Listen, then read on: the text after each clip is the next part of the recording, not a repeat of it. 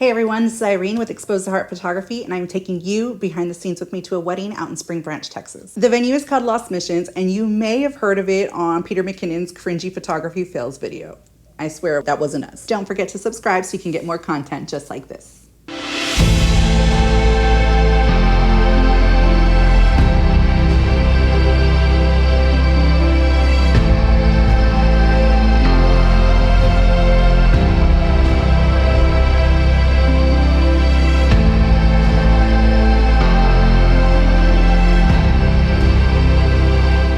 Okay, so we're doing something a little different today. I'm doing a voiceover due to the fact that this was a real wedding and we didn't want to take away anything from this couple's wedding day. Stop following me. Cut it out. Come on, cut it out. The first thing I like to do when I arrive is check on the details of the reception area. If they're already set up, I capture them before the getting ready photos. This will save us time after the ceremony and allow us to focus on portraits of the bride and groom and capture the fun of the cocktail hour. I'll then head over to where the bride is getting ready and I'll capture shots of the ongoings. In this case, the bride was having her hair pinned and the makeup artists were applying makeup to a couple of the bridesmaids. Right now what I'm doing is I'm cleaning up a little bit, organizing and decluttering. I'm making sure the area is just a little tidier so that the photos come out just nicer. It's a little touch that makes a big difference. Sometimes you're not able to accomplish this, but when there's time, I try to make sure to come in and hide a few things away with permission, of course. And a lot of times the bridesmaids or some of the family and friends that are there will also help. And here are some of the ribbons that were supposed to be tied to the bouquets, so I placed them near the bouquets so that when they're ready to tie them, they weren't searching too far for them, and we could capture the moment with ease and capture true emotion. Situations like this can sometimes bring out special moments and memories, so I want to make sure it's easy for them.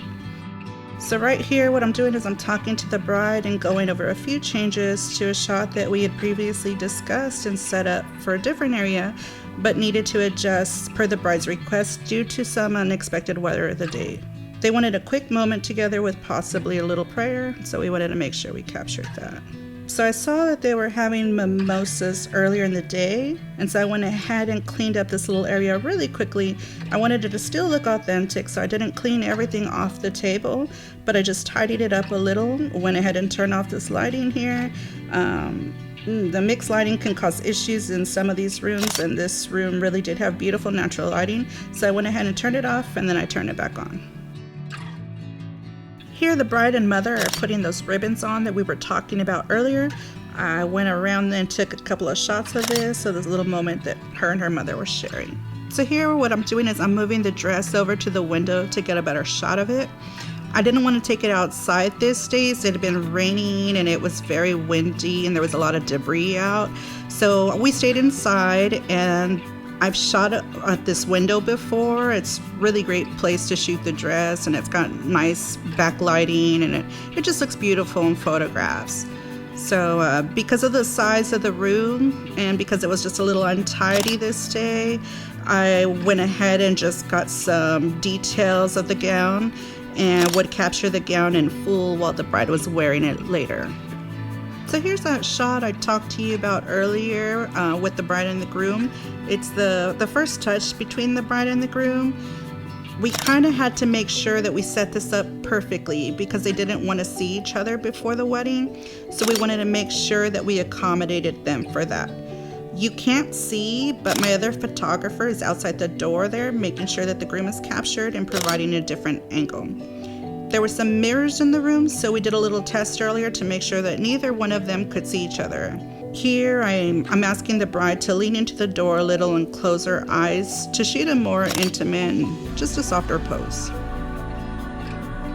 Okay, so here we are. We're going to move on to the ceremony location.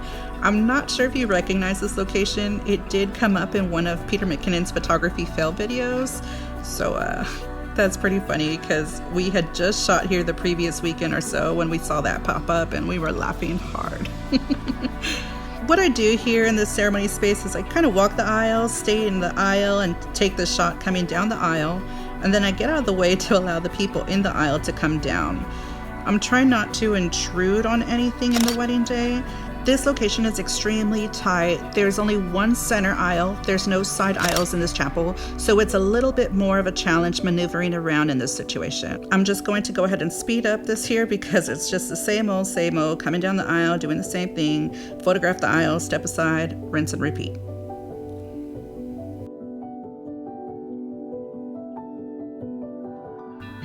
With this little ones here coming down the aisle, what I like to do is get low so you can't see me in the front of the aisle anymore, but I like to get low to eye level for the littles. It makes for more intimate and cuter photographs as you can kind of gain their perspective on this moment.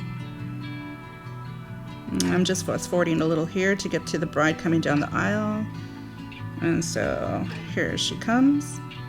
She's being walked down and you can't see me here, but again, I'm doing the same thing. I'm shooting down the aisle for the appropriate amount of time. Then I move to the side here and you'll see me up against the wall to capture the exchange, and then I can move my way up the aisle. They did have the last 4 or 5 rows reserved for us to be able to move into and walk through to capture as much of a side angle as possible.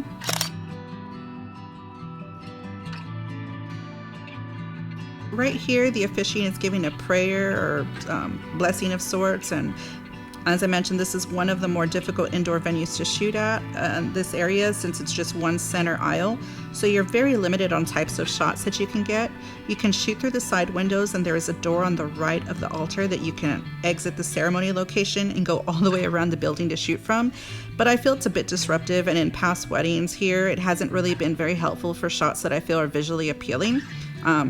So what I do is, I do have another shooter here, and he's shooting in the back through some rear portals in the back wall. Here the bride and groom opted not to ring the bell and had the best man and maid of honor ring it instead. And then everyone met outside in front of ceremony site to let guests exit the building. Here I am signaling for everyone to head back inside of the building to take the pose portraits.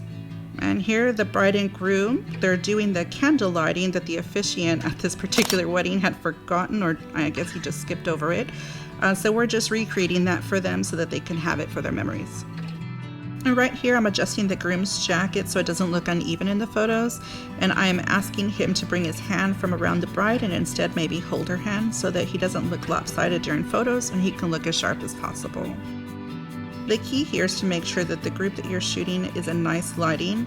It doesn't have to be perfect lighting, but since I'm doing natural light and I do this so that we can kind of move it quickly along, I try to just make sure that the lighting is nice. While these photos are important, many times they are not printed out. They might make it into an album, they might not, but they are pose portraits and they are very traditional and expected from parents and grandparents. So we try not to spend too much time on them because we want to spend more time on the portraits between bride and groom and allow guests to make it out to cocktail hour and back to the party. Here I am assisting in bustling the dress. Over the years I've become somewhat of a professional dress bustler, and so I'm helping her bridesmaid bustle. A lot of times they've only done this one time and they're not really familiar with how to bustle the dress, so I definitely help out. Here we are getting a few pose portraits in front of the chapel. I try to capture as many as I possibly can, let them do their thing, and just kind of set them up in close proximity to whatever happens naturally will come out. And here a friend of the groom who came over and started talking to the groom, and I didn't want to waste any time, so I pulled the bride aside to take photos of her while they had a little chit chat. I don't like to take the couple away from the guests and their party, so I don't usually push anyone away from the couple, but work those moments to their advantage, and most guests are pretty courteous of our time. If ever an issue, my second photographer will address. And what I decided to do after taking pictures of her is add the groom in and capture a few photos of the two of them. I'm shaking her dress off because there is a little bit of debris on the floor and bugs are attracted to white, and we are in Texas, so bugs can be a problem here. Now I'm telling them that I want them to be as natural as possible here and want some more candid stuff, and I don't want it to look too posy. I did ask them to hold hands and maybe embrace or whatever the mood called for. And here what I'm doing is I'm kind of separating them because I want the bride to be the main focus in this photo and putting a little space between them to make her a little bit more just dominant. Just a little space between them can make a difference in lower apertures. On a side note, I'm not sure if you can see the wind in my jacket and in the trees. We almost lost our drone. The wind was so strong that it took off. We almost couldn't bring it back home. And she's just working the camera. And again, they are back together and just letting them respond to one another.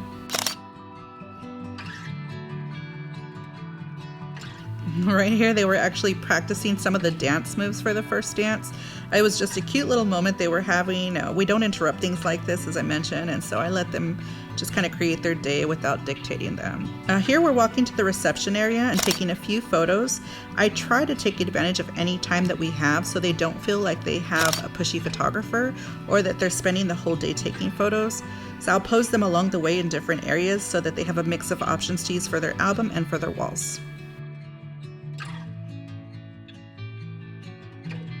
One of the tricks that we have is ask them to lean in closer. This allows for more natural expressions to show through, whether it's a kiss or a silly look or whatever the moment sparks. That's the real and raw emotion that we capture. So this is where we end the wedding video. As they're going to head into the reception area for the grand entrance and first dance, we didn't want to intrude on their full day, so this is where we stopped. Okay, so I hope you enjoyed this video and you were able to take away something informative from it. Please be sure to hit that like button, hit that subscribe button, or leave us some love in the comments. If there is something you'd like to see, some behind the scenes footage, videos that you'd be interested in seeing, leave that in the comments as well. Till next time.